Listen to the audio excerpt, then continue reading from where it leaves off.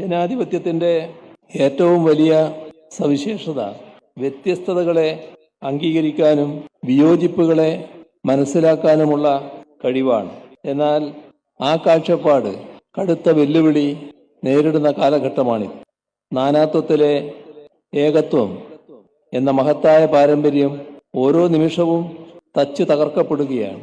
ഒരു രാജ്യം, ഒരു മതം, ഒരു ഭാഷ, ഒരു സംസ്കാരം എന്ന നിലയിലേക്ക് കാര്യങ്ങൾ നീങ്ങിക്കൊണ്ടിരിക്കുന്നു. ലോകത്തിനു മുന്നിൽ ഈ നാടിൻ്റെ അഭിമാനം വാനോളമുയർത്തിയ നേതാക്കളെയാകെ അരികുവൽക്കരിക്കുകയോ ഓർമ്മകളിൽ നിന്ന് ഇല്ലായ്മ ചെയ്യുകയോ ചെയ്യുന്നു.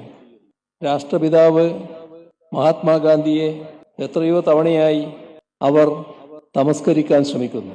അതിൻ്റെ ഒടുവിലത്തെ ഉദാഹരണമാണ് തൊഴിലുറപ്പ് പദ്ധതിയുടെ പേര് പോലും മാറ്റിയത്.